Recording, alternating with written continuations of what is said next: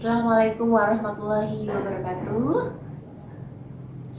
Selamat pagi Bapak dan Ibu guru hebat. Bertemu kembali dengan saya Ulan dari Standing Room dari SMK Negeri 1 Yogyakarta.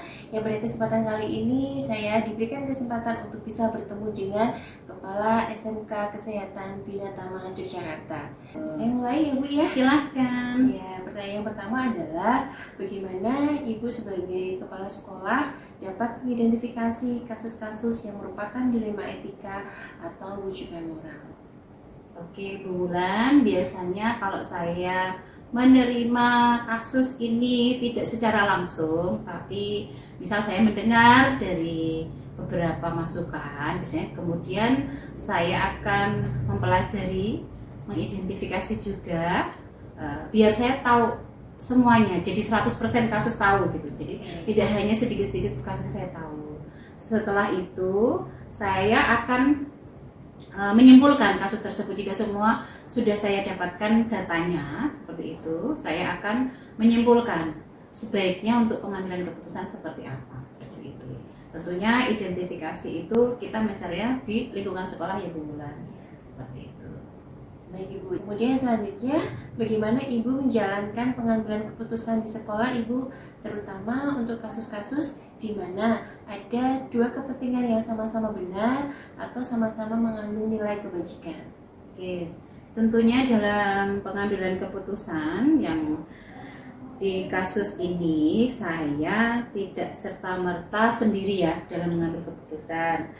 Tentunya saya akan mendapatkan kasus ini secara lengkap utuh tadi dari hasil identifikasi. Kemudian untuk menentukan pengambilan keputusan saya akan mengajak diskusi ya, berkoordinasi tentunya kepada tim manajemen sekolah yang dalam hal ini nanti tergantung kasusnya. Misalnya kasus tentang kesiswaan seperti itu yang hubungannya dengan wakil kesiswaan atau dengan guru BK.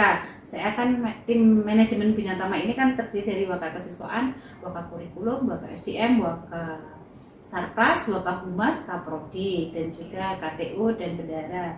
Jadi kalau cukup masalahnya saya berdiskusi ataupun berkoordinasi musyawarah dengan dua waka ataupun satu BK seperti itu sudah cukup. Tetapi kalau memang lingkupnya itu keputusan yang memang untuk warga sekolah, misalnya contoh kita mau pengambilan keputusan tentang penanganan sampah plastik ya, misalnya diet plastik seperti itu kan seluruh warga harus melibatkan seluruh. Nah itu biasanya kasus-kasus yang sudah terjadi tentang plastik ini, sampah plastik ini nanti akan kita ajak musyawarah, temuan-temuan saya apa, masalahnya apa, kemudian kita diskusi dengan seluruh tim manajemen. Kemudian nanti kita akan sampaikan kalau memang ini butuh seluruh warga sekolah termasuk orang tua komite, biasanya akan kita libatkan seperti itu. Tapi tentunya dalam pengambilan keputusan ini kita juga tidak melupakan ya dari pandangan Ki Hajar Dewantoro yang prakta trilokanya itu yang engarso sum tulodo yang memberi toladan ya. Jadi kita tetap memberi keputusan ataupun memberikan keputusan ini juga memberikan toladan untuk semua warga, tidak hanya memberikan keputusan tapi kita tidak mencerminkan toladan untuk seluruh warga. Karena mengingat kita sebagai seorang guru. Betul sekali. Salah satunya itu sih. Oh iya. Baik Ibu. Kemudian yang selanjutnya adalah langkah-langkah atau prosedur seperti apa Ibu yang biasanya Ibu lakukan selama ini dalam mengambil sebuah keputusan? Tidak ada prosedur baku atau khusus ya, tetapi biasanya saya mulai dari identifikasi awal seperti itu. Kemudian kalau sudah ada identifikasi saya kan sudah ketemu nih rumusan masalahnya. Nah, kemudian kita akan cari alternatif solusinya. Nah, alternatif solusi pilihan-pilihannya apa saja. Seperti itu. Kalau sudah kita punya pandangan seperti ini, kriteria ini bisa dari diskusi beberapa tim manajemen ataupun saya juga diskusi juga tidak hanya dari tim manajemen. Saya ketemu pengawas sekolah bisa juga sharing diskusi, ketemu komite bisa sharing diskusi, ketemu dengan sesama teman kepala sekolah, akhirnya kita implementasikan untuk keputusannya seperti itu. Pengambilan keputusan kemudian implementasi seperti itu. Tentunya dalam pengambilan ini selalu saya tekankan untuk musyawarah mufakat, dan kalau ditanya tentu ada skala prioritas. Mana yang harus dibutuhkan lebih dulu, masalah yang urgent yang mana, seperti itu. Baik Bu, jadi yang pertama dilakukan adalah tadi identifikasi awal, Iya. kemudian jika sudah ketemu rumusan masalahnya, Iya. maka akan mencari sebuah alternatif solusi Iya.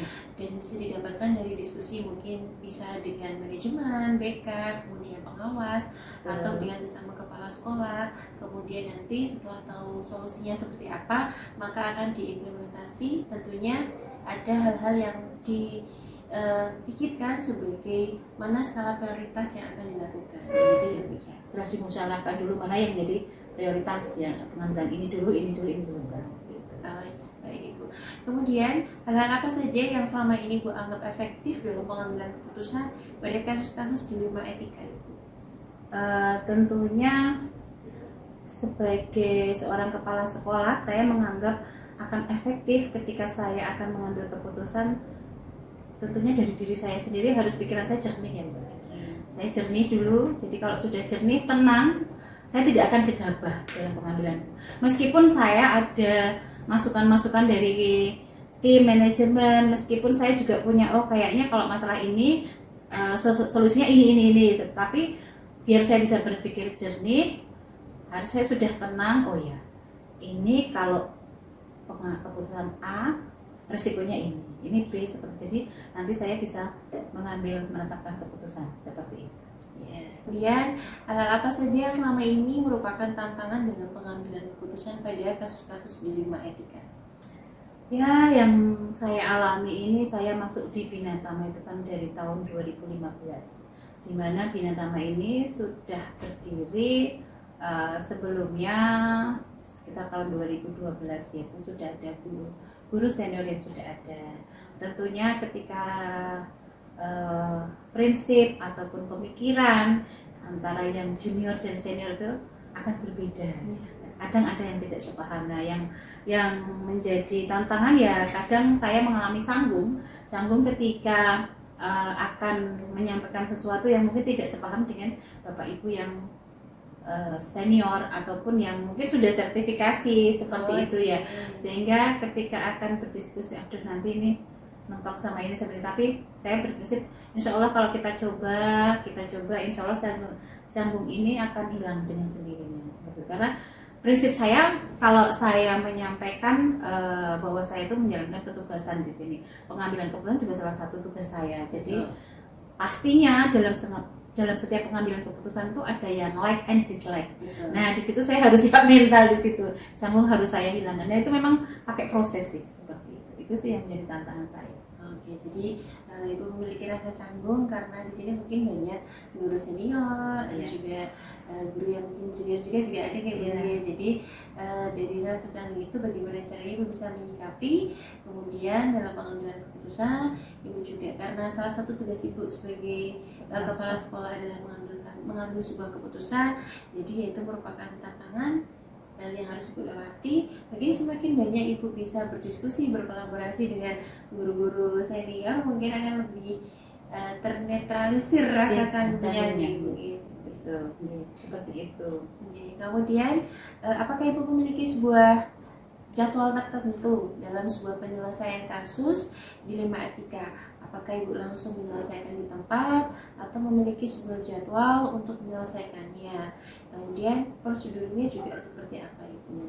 Kalau untuk jadwal sendiri saya belum ada sih Mbak, belum ada sih Bu Wulan. Cuman saya akan melihat dari masalah tersebut atau kasus tersebut. Biasanya saya menyesuaikan dari kasus itu. Kalau memang itu urgent dan memang harus prioritas sekarang juga saya putuskan. Biasanya kalau ketika saya sendiri memang bisa, saya putuskan sendiri. Itu kalau ini udah nggak bisa ditunggu-tunggu seperti itu. Tapi jika ini masih ada prioritas, masih bisa hari esok. Jadi saya masih ada waktu hari esok kan, berarti waktu hari ini saya bisa berdiskusi, musyawarah mufakat dengan tim manajemen seperti itu. Atau memang malah lebih masalahnya lebih besar dan memang ini tidak harus hari besok, tapi masih ada waktu 2 atau 3 hari, dan di mana waktu ini saya bisa diskusi dengan manajemen yayasan, komite, ataupun dengan misalnya melibatkan warga lingkungan desa, misalnya Pak RT, Pak Dukuh, pasti saya akan berkonsultasi dengan beliau. ketika itu memang waktunya masih ada seperti itu. Jadi tetap basicnya adalah menyesuaikan dengan kasus yang ada, masalah yang ada, dan skala prioritas tetap seperti itu.